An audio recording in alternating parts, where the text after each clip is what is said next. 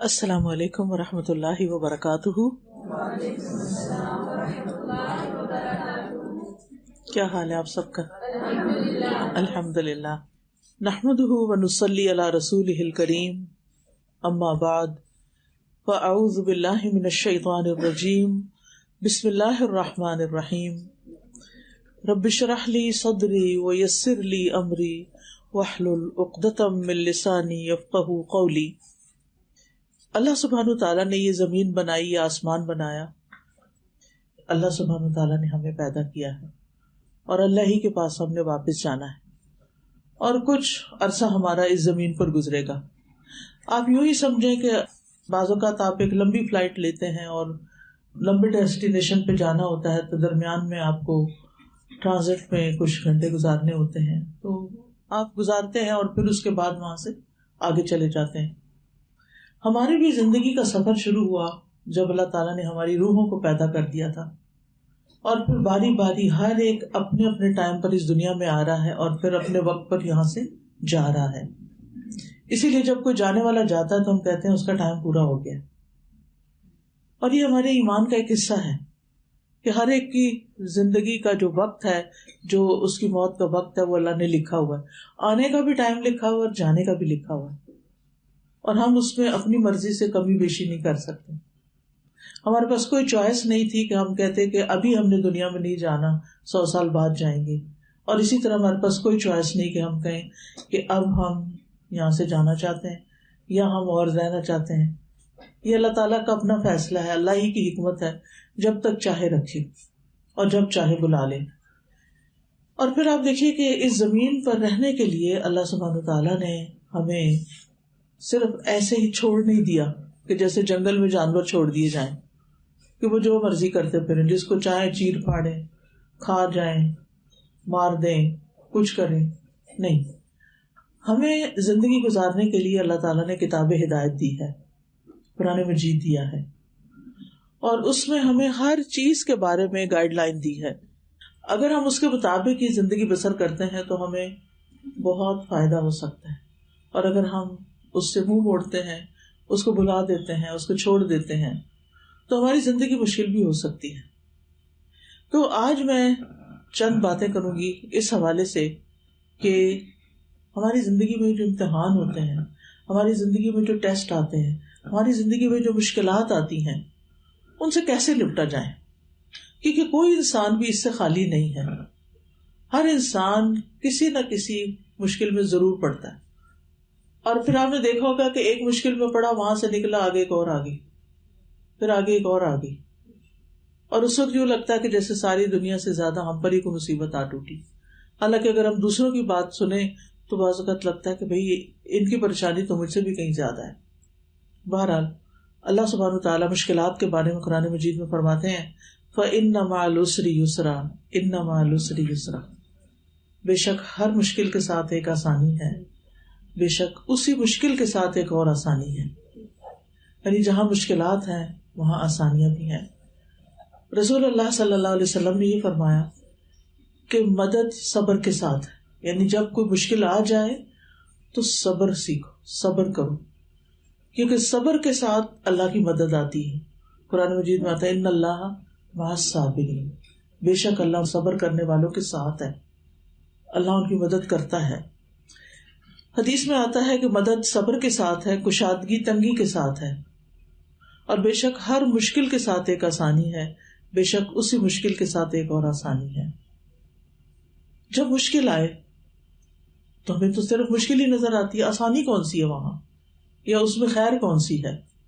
تو پہلی بات تو ہمیں یہ یاد رکھنی چاہیے کہ انسان کو کوئی بھی جو تکلیف آتی ہے اس کی وجہ سے اس کے درجات میں بلندی ہوتی ہے۔ اگر وہ صبر کرتا ہے تو اس کو ثواب ملتا ہے، اللہ کا قرب نصیب ہوتا ہے، انسان میچور ہوتا ہے، پختہ ہو جاتا ہے، اور انسان کو اس دنیا میں رہنے کا ڈھنگ آتا ہے۔ آپ نے دیکھا ہوگا کہ جو بچے، جو لوگ مشکلات سے نکلتے ہیں اور محنت کر کے آگے بڑھتے ہیں، ان کی بات ہی کچھ اور ہوتی ہے، اور جن بچوں کو سونے کا نوالا ملتا ہے عام طور پر وہ بڑے ہو کر نکمے ہی ثابت ہوتے ہیں۔ تو مشکلات جو ہیں دنیا میں بھی انسان کو پختہ کرتی ہیں اور آخرت میں تو خیر بہت سارے اجر و ثواب ہیں.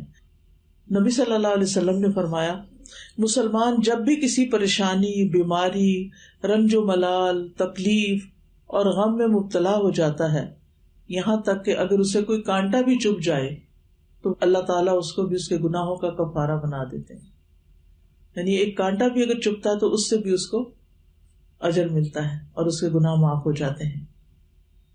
اب یہ ہے کہ اگر تکلیف آ جائے تو پھر کریں کیا؟ ہم سب سے پہلی بات یہ ہے کہ اللہ کی طرف رجوع کریں، اللہ سبحانہ تعالیٰ کو پکاریں، اس سے دعا کریں، اس کا تقوی اختیار کریں.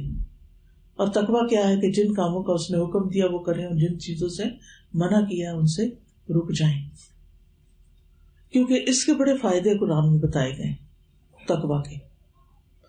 اللہ تعالیٰ فرماتے ہیں وَمَن يَتَّقِ اللَّهَ يَجْعَل لَّهُ مَخْرَجًا وَيَرْزُقْهُ مِنْ حَيْثُ لَا يَحْتَسِبُ، اور جو اللہ سے ڈرے گا وہ اس کے لیے نکلنے کا کوئی راستہ بنا دے گا اور اسے وہاں سے رزق دے گا جہاں سے اس نے گمان بھی نہیں کیا ہوگا. یعنی رزق کا وہ دروازہ کھلے گا جو اس نے کبھی سوچا بھی نہیں ہوگا. اور یہ اللہ تعالیٰ کا فرمان ہے. اللہ سبحانہ تعالیٰ یہ ہمیں بتا رہے ہیں کہ ایسا ہوگا، لیکن اس کے لیے تقوی اختیار کرنا ضروری ہے. اسی طرح اجتماعی طور پر جس قوم کے اندر تقوی آتا ہے اللہ تعالیٰ اس پر آسمان اور زمین سے برکتوں کے دروازے کھول دیتے ہیں. وَلَوْ أَنَّ أَهْلَ الْقُرَىٰ آمَنُوا وَاتَّقَوْا لَفَتَحْنَا عَلَيْهِمْ بَرَكَاتٍ مِّنَ السَّمَاءِ وَالْأَرْضِ، اگر واقعی بستیوں والے ایمان لے آتے، اللہ کا تقوی اختیار کرتے، تو ہم ان پر آسمان اور زمین کی برکتوں کے دروازے کھول دیتے. آج آپ دیکھیں کہ ہمارا ملک جو ہے وہ کافی پریشانی کا شکار ہے، لوگ کافی مشکلات میں گھرے ہوئے ہیں اور کسی کو بھی سمجھ نہیں آتا کہ ہم کیا کریں، کس طرف جائیں. ایسے میں صرف مشکلات کا تذکرہ کرتے رہنے سے مشکلات نہیں حل ہوتی. مشکلات میں قومی طور پر، اجتماعی طور پر سب کو مل کر اللہ کی طرف رجوع کرنے کی ضرورت ہے. اللہ تعالیٰ سے اپنے گناہوں کی معافی مانگنے کی ضرورت ہے، اللہ کو راضی کرنے کی ضرورت ہے. جو مظلوم اور محروم طبقات ہیں ان کا خیال رکھنے کی ضرورت ہے. پھر اسی طرح دوسری چیز اللہ سے دعا کرنا، اللہ سبحانہ تعالیٰ کے آگے گڑ گڑانا، نماز پڑھنا، اور خاص طور پر رات کی نماز یعنی تہجد. تہجد جو ہے وہ دعاؤں کی قبولیت کا وقت ہوتا ہے اور اس وقت جو مانگا جاتا ہے وہ قبول ہوتا ہے. نبی صلی اللہ علیہ وسلم نے فرمایا آدھی رات کو آسمان کے دروازے کھول دیے جاتے ہیں اور ایک پکارنے والا پکارتا ہے کوئی دعا کرنے والا کہ اس کی دعا قبول کی جائے، ہے کوئی مانگنے والا کہ اسے دیا جائے، ہے کوئی مصیبت زدہ کہ اس کی مصیبت اس سے دور کر دی جائے. پھر جو مسلمان اس وقت دعا کرتا ہے یعنی آدھی رات کے بعد، تو اللہ عز و جل اس کی دعا کو قبول کرتے ہیں، سوائے زانیہ عورت کے جو اپنی شرمگاہ کے ذریعے کمائی کرتی ہے، یعنی زنا کے ذریعے کمائی کرتی ہے، اس کی پکار نہیں قبول ہوتی. پھر اسی طرح دوسروں کی مصیبت دور کرنا، یعنی اگر انسان کے اوپر کوئی تکلیف آئی ہے تو وہ بیٹھا نہ رہے، غم نہ مناتا رہے، ڈپریشن میں نہ جائے، بلکہ اٹھ کے باہر نکلے، دیکھے اور کس حال میں ہے، ہسپتال کا وزٹ کر لے، جا کے بیماروں کو دوائی لے کے دے، ان کے کسی آپریشن کا بندوبست کرے، ان کی کسی مشکل کو آسان کرے، غریبوں کی کسی بستی میں نکل جائے. آپ دیکھیں کہ مہاتما بدھ جو تھا وہ کیوں نکل آیا تھا اپنے سارے عیش و عشرت سے، آرام سے. جب وہ دیکھتا تھا دوسروں کو تکلیف میں تو وہ آرام سے نہیں بیٹھ سکا، اس نے ساری نعمتیں چھوڑ دی اپنی، کیونکہ اس کو سکون نہیں تھا. اس میں سکون ملتا ہے جب انسان دوسروں کی خدمت کرتا ہے، دوسروں کی مدد کرتا ہے، چاہے اپنے مال سے کرے، چاہے اپنے وقت سے کرے، چاہے اپنی کسی صلاحیت سے کرے. جو آپ کو آتا ہے آپ اوروں کو سکھا دیں، جو لوگوں کے پاس نہیں ہے ان تک پہنچا دیں. ہو سکتا ہے کسی کو راشن کی ضرورت ہو، کسی کو کپڑے کی ضرورت ہو، کسی کو دوائی کی ضرورت ہو، کوئی پتہ نہیں کہاں تڑپتا محتاج بیٹھا ہو، اور ہم اپنے گھر میں بیٹھے ہیں صرف غم کر رہے ہیں, دکھ کر رہے ہیں, پریشانی کر رہے ہیں کہ ہماری مشکل آسان نہیں ہو رہی. تو اس لیے بہت ضروری ہے کہ اگر ہم چاہتے ہیں کہ ہماری مصیبت دور ہو, ہماری تکلیف دور ہو, تو پھر ہمیں مصیبت زدہ لوگوں کی تکلیفیں دور کرنی چاہیے. نبی صلی اللہ علیہ وسلم نے فرمایا, جو شخص کسی مسلمان کی دنیاوی تکلیفوں میں سے کوئی تکلیف دور کرے گا تو اللہ قیامت کی تکلیفوں میں سے اس کی کوئی تکلیف دور کر دے گا. نہ صرف یہ کہ دنیا میں آسانی ہوگی بلکہ آخرت میں بھی. ایک اور حدیث میں آتا ہے, بخاری کی حدیث ہے, نبی صلی اللہ علیہ وسلم نے فرمایا, ایک مسلمان دوسرے مسلمان کا بھائی ہے, اس پہ ظلم نہ کرے اور اس پہ ظلم ہونے بھی نہ دے, خود بھی نہ کرے اور کسی اور کو بھی نہ کرنے دے. جو شخص اپنے بھائی کی ضرورت پوری کرنے میں لگا ہوتا ہے, اللہ اس کی ضرورت پوری کرنے میں لگ جاتا ہے. آپ دوسروں کی ضرورتیں پوری کریں, اللہ آپ کی کرے گا. اور جو شخص کسی مسلمان کے عیب کو چھپائے گا, اللہ قیامت کے دن میں اس کے عیب کو چھپا دے گا. یعنی اگر کسی کی کوئی ایسی خامی پتہ چلی, کوئی خرابی پتہ چلی, تو اس کو شہرت نہیں دینی چاہیے. پھر اسی طرح اگر آپ چاہتے ہیں کہ تنگی تکلیف میں آپ کی دعائیں سنی جائیں, تو اس کے لیے ضروری ہے کہ آپ خوشحالی میں, آسودگی میں زیادہ سے زیادہ دعائیں کیا کریں. نبی صلی اللہ علیہ وسلم نے فرمایا, جو شخص پسند کرتا ہو کہ اللہ خوشی اور غم کے وقت اس کی دعا قبول کرے, تو اسے چاہیے کہ وہ خوشحالی اور آسودگی میں زیادہ دعائیں کیا کرے. کیونکہ جب ہمارے دن اچھے ہوتے ہیں, ہمیں سب کچھ ملا ہوا ہوتا ہے, ہمیں کسی چیز کی پرواہ نہیں ہوتی, تو ہم اس وقت اللہ ہی کو بھول جاتے ہیں. حالانکہ اللہ تعالیٰ کا شکر زیادہ ادا کرنا چاہیے, اللہ کی طرف زیادہ رجحان کرنا چاہیے, لیکن ہم اسی کو بھول جاتے ہیں. تو کیا فرمایا کہ کیا کرے انسان اس وقت؟ اچھے دنوں میں اللہ کو پکارے. ورنہ پتہ کیا ہوتا ہے, جو فرشتے ہوتے ہیں نا, وہ جب آسمان پہ ہماری دعائیں جاتی, یعنی پریشانی کے وقت, کہتے کہ یہ آواز پہلے تو کبھی نہیں سنائی تھی, یہ کو پہلی دفعہ ہی آئی ہے. یعنی جو بندہ کبھی نہیں پکارتا, صرف تکلیف میں پکارتا. اس کا یہ مطلب نہیں کہ ہم تکلیف میں نہ پکاریں, تکلیف میں بھی پکاریں, اللہ سنتا ہے, سب کی سنتا ہے, گناہ گار کی بھی سنتا ہے, نیکوکار کی بھی سنتا ہے, جو دوسروں کی مدد کرتا ہے اس کی بھی سنتا ہے, جو نہیں کرتا اس کی بھی سنتا ہے, کیونکہ وہ سب کا اللہ ہے, وہ سب کا رب ہے. تو بہرحال ہمیں دوسروں کی تکلیف میں ان کے کام آنا ہے اور اپنے اچھے حال میں اللہ کی طرف رجوع کرنا ہے. دعاؤں کی قبولیت کا جہاں تک تعلق ہے, تو اس میں یہ یاد رکھیے کہ انسان جب اللہ تعالیٰ کی تعریف بیان کرتا ہے, درود شریف پڑھتا ہے, تو اس کے بعد دعا قبول ہوتی ہے. سورۃ فاتحہ جو ہے, یہ بھی ان سورتوں میں سے ہے جن کو پڑھنے کے بعد دعا کی جائے تو دعا قبول ہوتی ہے. اور وہ کیا ہے؟ الحمد للہ رب العالمین الرحمن الرحیم مالک یوم الدین ایاک نعبد و ایاک نستعین اہدنا الصراط المستقیم صراط الذین انعمت علیہم غیر المغضوب علیہم ولا الضالین. ابو ہریرہ سے روایت ہے, رسول اللہ صلی اللہ علیہ وسلم نے ابی ابن کعب, ایک صحابی ہیں, ان سے فرمایا, کیا تمہیں پسند ہے کہ میں تمہیں ایسی سورت سکھاؤں جیسی نہ تورات میں نازل ہوئی ہے, نہ انجیل میں, نہ زبور میں, اور نہ فرقان میں؟ انہوں نے کہا, اللہ کے رسول ضرور سکھائیے. رسول اللہ صلی اللہ علیہ وسلم نے فرمایا, نماز میں تم کیا پڑھتے ہو؟ انہوں نے کہا, ام القرآن یعنی سورۃ الفاتحہ پڑھتا ہوں.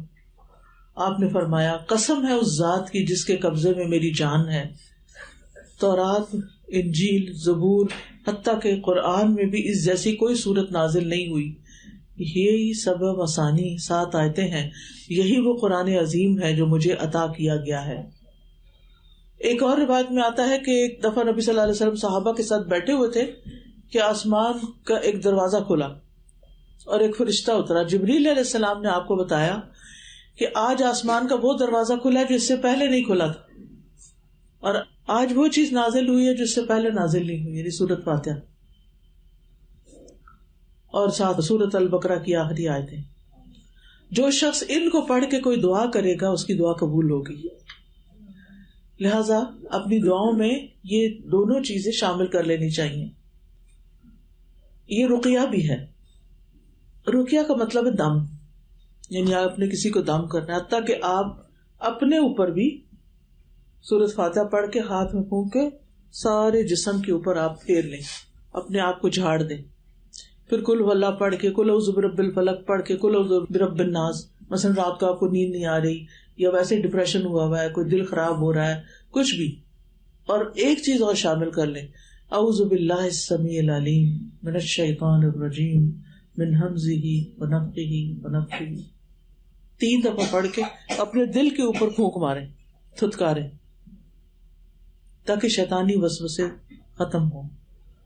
یہ شیطان ہے جو انسان کو پریشان رکھتا ہے، تو آپ نے پریشان نہیں ہونا.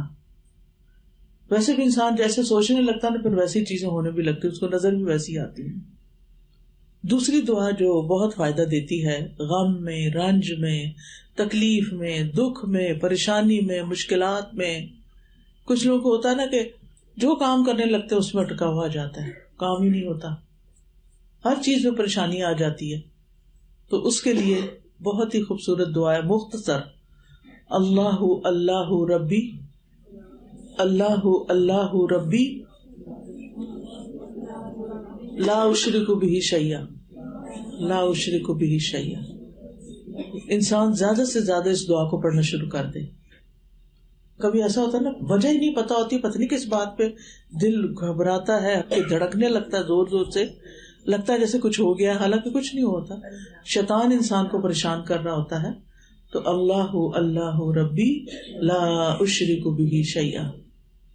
حضرت عائشہ سے مروی ہے کہ نبی صلی اللہ علیہ وسلم اپنے گھر والوں کو جمع کرتے اور ان کو کہتے کہ جب تم میں سے کسی کو کوئی غم یا پریشانی پہنچے تو اسے چاہیے کہ وہ کہے اللہ اللہ ربی لا اشرک بہ شیئا.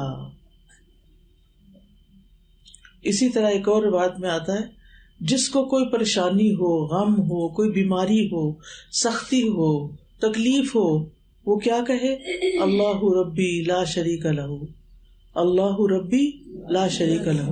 پچھلی دعا اگر مشکل ہے تو یہ تو کچھ مشکل نہیں، اللہ ربی لا شریک لہ، بس یہ پڑھتا جائے تو اس انسان سے وہ تکلیف دور کر دی جاتی ہے جس میں وہ مبتلا ہوتا ہے. کبھی ایسا ہوتا ہے نا کہ آپ کے اندر بڑی گھبراہٹ پیدا ہو جاتی ہے، بچے کا کوئی خیال آ جاتا ہے، ایسے شیطان وسوسے ڈالتا ہے کہ وہ گھر سے باہر گیا ہوا ہے، پتہ نہیں اکیلا رہتا ہے، پتہ نہیں کیا ہو جائے گا اس کو. طرح طرح کی شیطان پریشانیاں آپ کے دل میں ڈالتا رہتا ہے. آپ اس سے فارغ ہوتے ہیں تو کوئی اور وہ دشمن ہے نا، چھوڑتا نہیں. اور اس کو پتا کہ جب بندہ پریشان ہوتا ہے تو پھر اس سے ہر غلط کام کروایا جا سکتا ہے. پھر آپ دیکھیں کہ آیت کریمہ حضرت یونس علیہ السلام کی دعا ہے. جب انہوں نے یہ دعا پڑھی تو اللہ تعالیٰ فرماتے ہیں فاستجبنا له ونجیناہ من الغم وکذالک ننجی المؤمنین. ہم نے اس کی دعا قبول کر لی، اسے غم سے نجات دے دی، اور اسی طرح ہم ایمان والوں کو نجات دیا کرتے ہیں. ایمان والوں کو ایسے ہی نجات دیتے ہیں غموں سے، تکلیفوں سے. تو اب آپ دیکھیے کہ لا الہ الا انت سبحانک کا کوئی ضروری نہیں کہ 1,40,000 پڑھے. کچھ لوگ گھبرا کے پھر پڑھتے ہی نہیں. قرآن میں، حدیث میں کہیں بھی نہیں آیا کہ آپ 1,00,000 پڑھیں یا 1,00,000 پڑھیں. جتنا آپ پڑھ سکتے ہیں پڑھیں، لیکن دل سے پڑھیں. لا الہ الا انت سبحانک انی کنت من الظالمین. پھر اسی طرح یہ کلمات دکھ دور کرنے والے بھی ہیں. دکھ ہو رہا ہے نا، ڈسٹرب ہے آپ، دل پریشان ہے. رسول اللہ صلی اللہ علیہ وسلم نے فرمایا، کیا میں تمہیں ایسی چیز نہ بتا دوں کہ جب تم میں سے کسی آدمی کو رنج و الم کی اور دنیا کی آزمائشوں میں سے کوئی آزمائش آئے، وہ اس دعا کو پڑھے تو اس کی تکلیف دور ہو جائے. آپ سے کہا گیا کیوں نہیں؟ آپ نے فرمایا وہ مچھلی والے کی دعا ہے، لا الہ الا انت سبحانک انی کنت من الظالمین. پھر اسی طرح حسبنا اللہ و نعم الوکیل نعم المولا و نعم النصیر. حسبنا اللہ و نعم الوکیل نعم المولا و نعم النصیر. مشکل وقت میں، تکلیف اور گھبراہٹ کے وقت میں اگر آپ اس کو پڑھیں گے تو آپ کا ایمان بڑھ جائے گا. اسی طرح بعض اوقات آپ کو اچانک خبر سنتے ہیں اور آپ کا دل گھبرا اٹھتا ہے کہ پتہ نہیں اب کیا ہو جائے گا، آپ نروس ہو جاتے ہیں. تو اس وقت حسبی اللہ لا الہ الا هو علیہ توکلت وہو رب العرش العظیم. صبح شام ویسے بھی اگر آپ پڑھیں نا 7 دفعہ، حدیث میں آتا ہے کہ یہ ساری مشکلوں کو کفایت کرتی ہے. جب حضرت ابراہیم علیہ السلام کو آگ میں ڈالا گیا تھا تو اس وقت انہوں نے یہی کلمات پڑھے تھے، حسبی اللہ، حسبنا اللہ ونعم الوکیل، اللہ کافی ہے. اسی طرح لا حول ولا قوت الا باللہ العلی العظیم. گھبراہٹ شروع ہو ادھر سے پڑھنا شروع کر دیں، لا حول ولا قوت الا باللہ العلی العظیم. یہ ایسا کلمہ ہے جو عرش کے نیچے جنت کے خزانے میں سے ہے. جب بندہ یہ پڑھتا ہے تو اللہ تعالیٰ فرماتا ہے میرے بندے نے سر تسلیم خم کر دیا، خود کو حوالے کر دیا، سپرد کر دیا. پھر اسی طرح کثرت سے استغفار جو ہے یہ بھی عذاب سے بچانے والا ہے. بیماریوں کا علاج بھی ہے استغفار، کیونکہ گناہ جو ہوتے ہیں نا وہ دل پہ بوجھ ڈالتے ہیں. وہ دل پریشان ہوتا ہے تو دل کا خون جو سارے جسم میں جاتا ہے، سارے جسم میں پریشانی پھیلتی ہے، بیماری لگ جاتی ہے انسان کو. تو اس لیے بہت ضروری ہے کہ انسان اللہ تعالیٰ کی طرف رجوع کرے اور اپنے گناہوں کی معافی مانگے. قتادہ کہتے ہیں یہ قرآن تمہیں تمہاری بیماری کا علاج بتاتا ہے. گناہ تمہاری بیماری ہے اور استغفار ان کا علاج ہے. امام ذہبی کہتے ہیں اللہ کے غضب کا علاج کثرت کے ساتھ سحری کے وقت استغفار کرنا اور سچی توبہ کرنا ہے. یعنی اگر آپ کے دل میں یہ ڈر لگتا ہے نا آپ کو کہ پتہ نہیں میرا رب مجھ سے ناراض ہی نہ ہو، میں نے کوئی بہت اچھے کام نہیں کیے.